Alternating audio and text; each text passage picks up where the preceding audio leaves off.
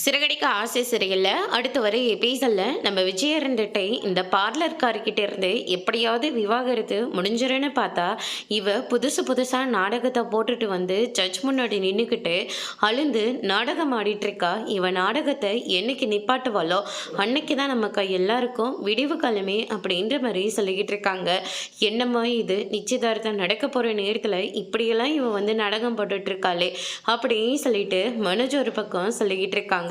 யார் என்ன நாடகம் போட்டாலையும் பரவாயில்ல, டிவோர்ஸே வாங்கலனாலையும் பரவாயில்ல, உனக்கு அமெரிக்கா பொண்ணு கன்ஃபார்ம்டா அப்படின்னு சொல்லிட்டு விஜயா வந்து சொல்லிக்கிட்டு இருக்காங்க. இது எல்லாத்தையும் ரோகிணி வந்து கேட்டுட்டு இருக்காங்க.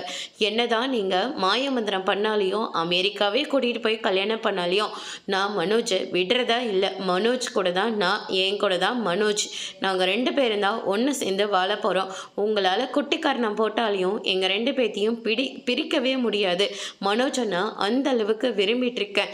என்னோட பையனோட மனசுலையும் மனோஜ் தான் அப்பான்னு சொல்லி ஃபிக்ஸ் பண்ணி வச்சிருக்கான். அதை உங்களால் மாற்றவே முடியாது அப்படின்ற மாதிரி சொல்லிக்கிட்டு இருக்காங்க.